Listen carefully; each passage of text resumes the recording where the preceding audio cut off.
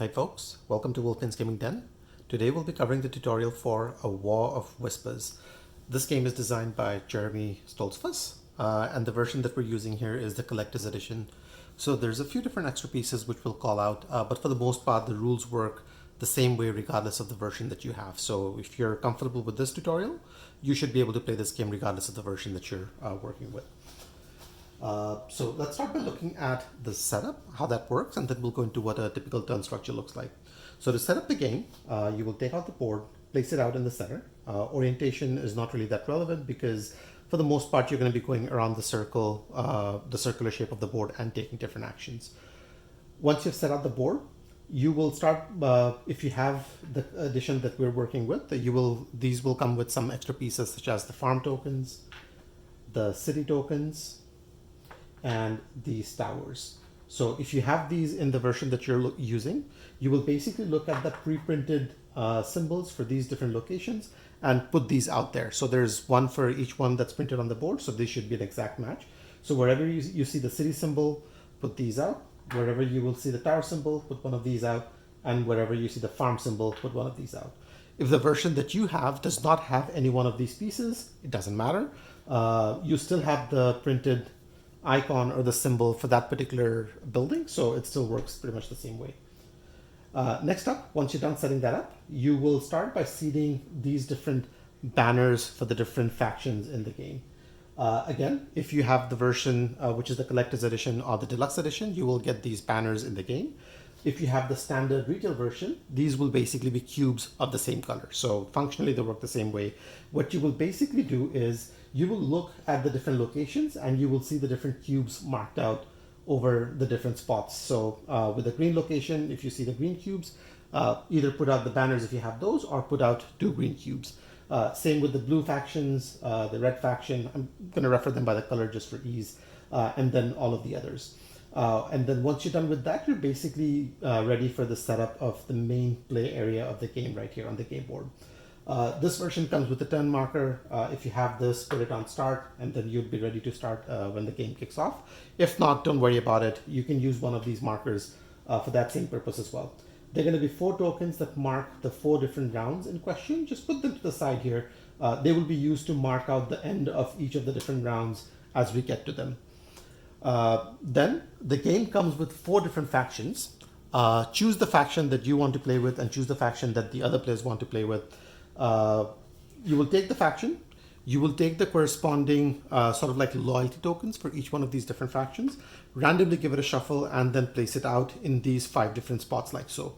We'll come into the significance of this spot in a few minutes, but for now, this is supposed to be random, and when you're doing the initial setup, this is not meant to be chosen by you, unless you're using a variant of the game. Once you're done with this, each of the different players will take their different, if you're using the deluxe version or the collector's edition, they come with these different throne minis. So you'll basically pick one of these up for all of these up for your faction. The standard version of the game comes with cardboard punch outs that can be used instead of these, which we'll put out. So take those. Again, functionally, they work the same way.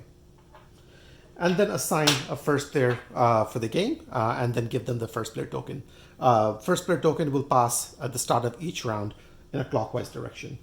Next up, you will take the cards for the different factions. In the standard version of the game, there's 8 for each particular faction that you have in there. You'll basically take the cards, shuffle them up, and then lay them out like so in this fashion. These represent each one of the different factions on the game itself. The game comes with 5 different factions, so you will have 5 different decks that you will lay out here, and then the extra banners that you've not used will be laid out like so on the side. Quick call out, the faction that represents the horse symbol over here, or the brown faction as I will refer to it, does not start off with any starting banners on the board, so if you don't see anything on it, don't worry, it's how the setup is meant to be. Others will have at least some of their pieces on the board to start off with. And the setup is variable, so not all the factions will start off with the same number of cities or towers, and that's fine. And then once you're done pretty much with this, you're ready with the setup of the game, and you're ready to get started. Now, how does the game work? And what is it exactly is it that you're looking to do in this game? In A War of Whispers, unlike most other area control games, you're not vying for control on the map for yourself. As you will see, you play for one of these different factions, such as the Cult of the Rat, or the one that we have here is the Endless Serpent, or the Supplicant Spider, or the Pale Raven.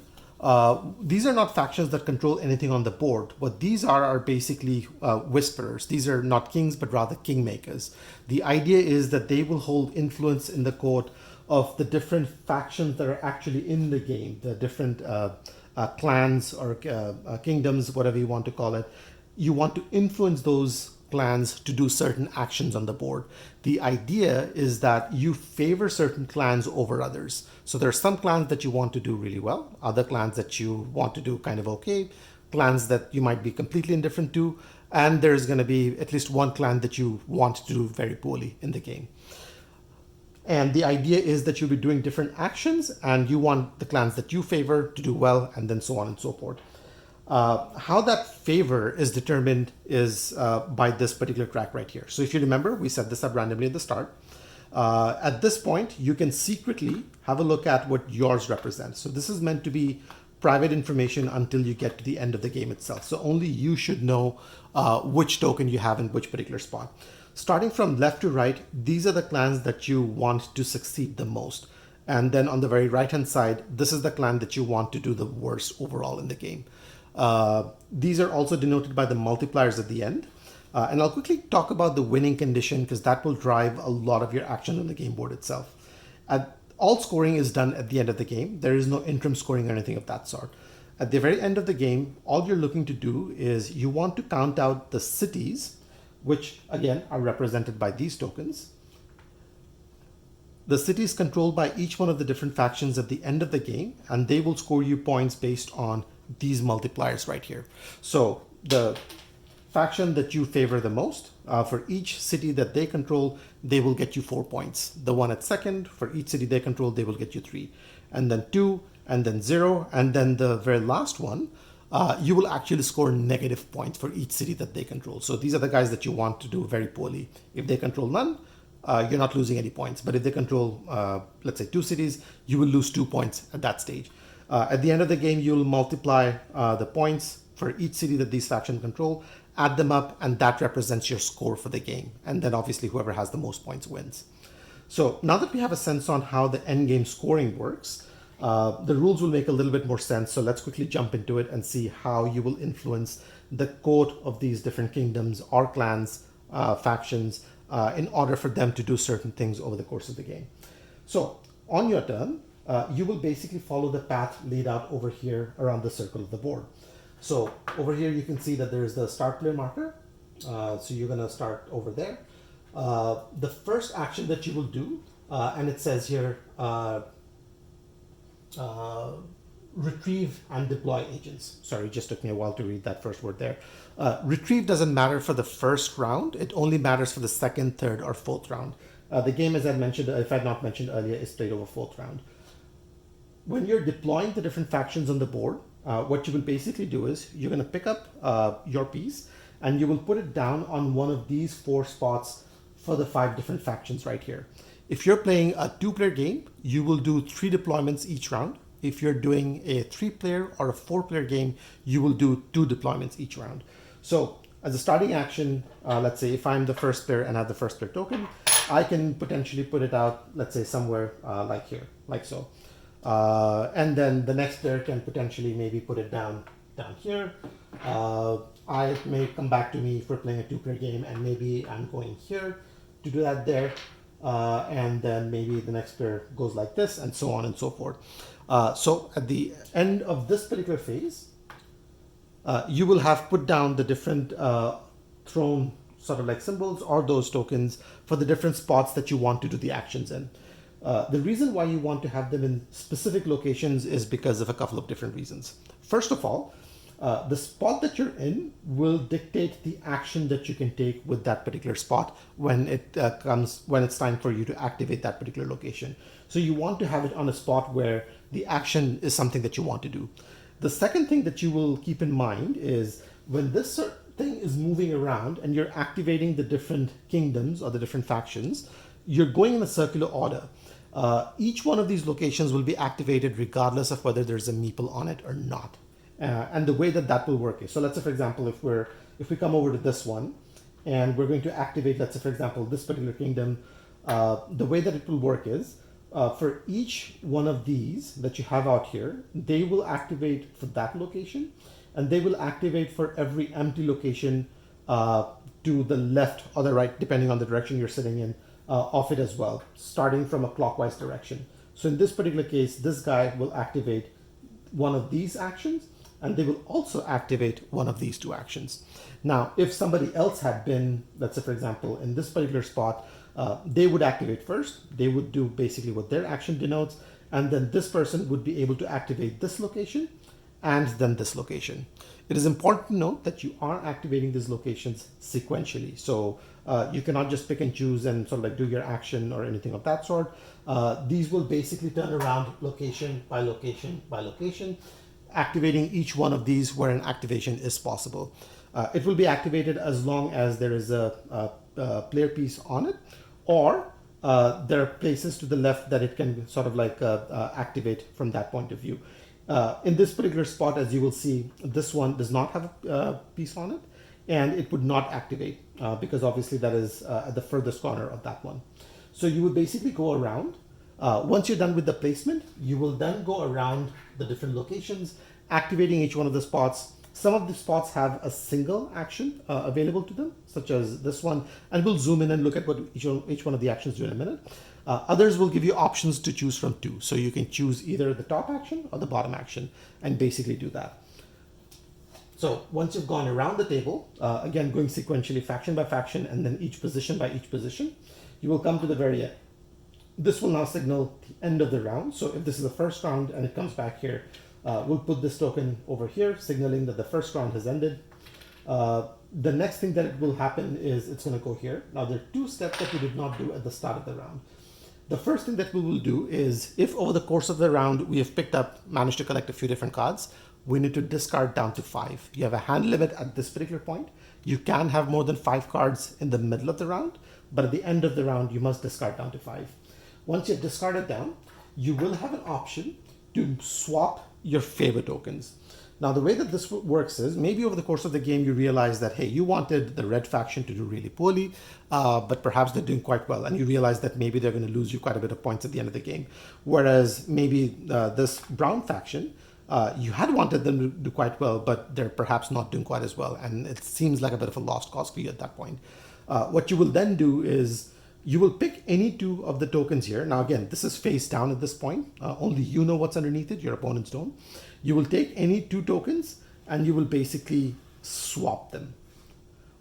And then obviously when you swap it, the level of favor for that particular clan changes. And then the amount of points they will score you at the end of the game changes as well.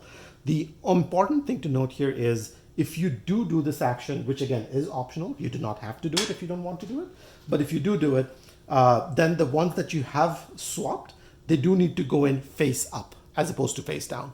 So everybody else around the table at that point knows the clans that you may be aligning yourself with and at what level. So it is a strategically important decision for you to make when the time is right.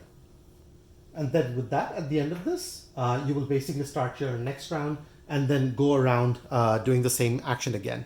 As I mentioned earlier on, in the first round, you're not doing the retrieve action, but that is something you will do from the second round onwards. What that basically means is, at the start of each round, the second, third, and the fourth one, before you start placing your meeples out, you will take one from the board back into your hand. So you will go in clockwise order, starting with the first player. Each player will retrieve one of their pieces. So I might want to retrieve this. My opponent might want to retrieve one of theirs. So maybe they want to retrieve this. And then you will continue around the board with each player retrieving one of their pieces. Once they're done with that, again, you will go into the regular deployment phase where you're starting to put down the different pieces that you would want in each of those different spots based on the conditions we had looked at earlier. Again, as a reminder, 2-player game, you're putting out 3 pieces. 3-player or 4-player game, you're putting out 2 pieces each. And then this will continue like so over the course of the game with different pieces going out until we reach the end of the 4th round. At the end of the 4th round, the discarding down does not really matter because at that point the game is over. And you do not get to swap allegiances at the end of the 4th round. So keep that in mind. you cannot wait till the very last moment where all the 4 rounds are played out. You can look at what the board condition looks like and then do your last swap. You would not be able to do that. You only have the option to do this 3 times over the course of the game. End of first round, end of second round, and end of third round, and that's it. So now that we know what the flow looks like, what do the different action spots do? And this is going to be fairly intuitive once you get into the game itself, once you get through a couple of first few turns. But let's go around the table and let's look at what some of these things do. So over here, and I'll hopefully have images of these on the side so that you can easily refer to this. The first spot gives you a symbol of the banner multiplied by certain conditions. So in some cases, it might be multiplied by 1 farm, multiplied by 2 farms, multiplied by a tower, or something like that. What that basically tells you is that you can put down that many number of banners, so your player pieces, based on how many of those they control, that faction particularly controls. So in this case, you can put down 1 banner for each farm that this faction controls. Now, what does control mean? For you to control a particular location, and this might be a good time to look at the board as well, the map is broken up into these broader regions denoted by the color of these factions. So you have the blue faction with their own place, green with their own, brown, yellow, and red with their own as well. Each one of the broader regions is then split into these smaller ones. You are set to control any one of these smaller regions as long as you have a banner on it. And only 1 player can have a banner on it. You cannot have 2 players with the banner on the same location. So as long as you have a banner on it, or if there is no banner on that location, then the default color of that location will basically give control of that to that particular faction. So in this case, this brown location has no banners or pieces on it, but by default, this belongs to this particular faction right here. So you will be able to put down banners on areas that you control based on that particular condition. You can put it all in the same spot, or you can split it up any which way you want. If you see the sword symbol, that basically allows you to do 1 attack action. Now let's have a quick look at how attack works. So when you're attacking from one particular spot to another particular spot, you will move all the banners from that region. It must be moving into a region that connects to it. You cannot move over water, for example. So you will move all your player pieces over. At that point, you will evaluate how many of your own banners you have versus how many of the enemy banner you have in that particular spot. And then it's a 1-to-1 match to basically take out different pieces. So in this example, you're moving on to a spot where there's nothing else. So you can just move your 3 pieces over and you control that location now. So that's great. But if you were to move on to a spot where, let's say, for example, you have yellow over here with 2 banners, and let's for a minute say the tower wasn't there. So you're moving all of your 3 different pieces in here. The way that it will work is there are 2 of the yellow, 3 of the blue. So 2 and 2 will basically negate each other. So these pieces are just going to come off the board. And then the 1 blue piece will be left over. And then the blue piece basically controls the location at that particular point in time. So that's how the attack will work when you're doing it from one of your areas to an enemy location. Now, if you're moving within a location that you do not control by default, so it's not a region of your own color, there is another condition that you will have to meet. So let's say, for example, if yellow was here and then you have the 2 blue pieces here and you want to attack from here to here, this is not a default blue region. So you're not going to be able to move both the pieces. You always have to leave 1 piece behind in that case, because you need to retain control of the area as you're moving out of it. If you remember, you retain control of these area by default because it's your color, so you don't need to leave anything behind. But in this case, you need to leave this 1 piece behind. So you would move 1 piece over here. Obviously, it's 1-to-1, so they cancel each other out, and nobody's left. So brown goes back into controlling the control of that area itself. So that's one way that can basically flow. One other thing to keep in mind is there are some of these towers over the course of the game. The way the towers work is that they add 1 to the defense of the defending location. So in this case, you have 2 yellow banners and 1 tower. If you were to do the attack, you would move all the 3 different pieces in here. You have a strength of 3, but the defending team also has a strength of 3 because you can have 2 from the banner and then 1 from the tower. So the way that this will end is these 2 are going to get destroyed, these 3 are going to get destroyed, and then the tower remains, which basically means, again, because this is a default region for yellow, yellow will keep control of that particular region at that point.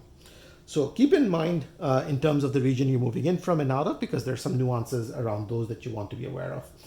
The other thing to keep in mind is all of these spots can hold a maximum of 4 banners, except for the spots where you have the farms where you can hold 6 banners. So you can never end your turn on a spot where you end up with more than you can basically afford to have in that spot. You would need to discard down at that particular point. So that's that. So that's the attack action that you can do on your turn with these sword symbols.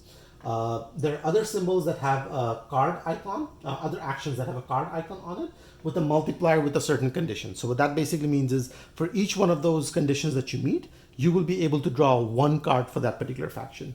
So in this case, it's card symbol multiplied by 2 huts. So for each 2 farms that this faction controls, you will be able to draw 2 of their cards. 1 of their cards. So let's say, I mean, right now they don't control only 1 farm, so you'd not be able to draw any, but let's say they had 2, so you would draw 1 of their cards. You get to keep this in hand, and again, at the end of the round, you need to discard down to 5, so make sure that you use them in the rounds that you get them so that you don't waste it. Let's have a look at the anatomy of the card right now, and this will be a good time to do that. So these cards will have an icon on the top left-hand side right there. These also come with 3 different actions over here with symbols on the left side. What that basically means is this is the resource or the icon that the card gives you. These represent the cost of each of these corresponding actions. So whenever you play a card, and you can play a card before doing your action, as part of your action, or after your action, you would need to meet the icon requirement on the left, the corresponding icon requirement on the left, and then you can do the action on the right-hand side. So if, for example, in this one you wanted to do the very top action, this has a requirement of this icon. As you can see, this card already gives you that icon. So the first action for all of these cards can be played by itself as a default. You don't need anything beyond that. But for the second and the third ones, you will see that the second one requires 2 of this icon. So you would need to play this card and then discard another card of this icon on it to be able to do that action.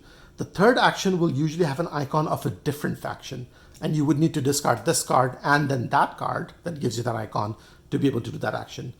Whenever you discard a card as a result of doing that action, or as a result of discarding down to get down to your hand limit of 5, you'll put it back in the deck and then shuffle it. So it doesn't go to the top of the deck, it doesn't go to a separate discard pile, it does not go to the bottom of the deck. It goes on the deck and the deck gets shuffled. There's only 8 of these in the base game, so there's a small number of cards that basically will get reshuffled as the game goes on. Moving on. These actions basically give you banners that you can put out based on the number of towers you have. Again, you have attack. The last action I will quickly describe is the swap action, and this always is going to be available on the very last location, which is called Chancellor. What that basically does is, so let's maybe look here as an example. If you're doing that action, what you can do is you can take that particular guy, you can swap it with any other guy on here within the same area. It cannot be a different one. So this I might swap with this guy over here, and then I get to do the action of that location right away. So you might be able to sort of like have this in handy if you want to do one of the actions for the faction that's earlier on, but the timing is right basically for yourself. So that's that. If that makes sense, most of the other stuff hopefully will now make sense to you as well. If you have any, I'm not going to go through each one of the cards and what they do, but they're usually self-explanatory. You can read it and understand what the actions say. If you still have any confusions or require clarifications, the back of the rulebook does have a quick clarification on the actions of the card. So keep that handy for yourself as you're playing the game itself. So the game will continue like that over the course of 4 rounds. Once you get to the end of the 4th round, like I said, you don't need to worry about discarding down. You will not be able to shift any allegiances. At that point, you would reveal the allegiances for each one of the different players, add up the points based on what you would score at that point, and then whoever has the most points wins. So with that, that pretty much covers the rules with some illustrative examples for a War of Whispers. Hopefully you guys give it a go, and hopefully you enjoy the game as well. If you have any questions, thoughts, or comments, leave them down below. And otherwise, I will see you at the next video. Take care.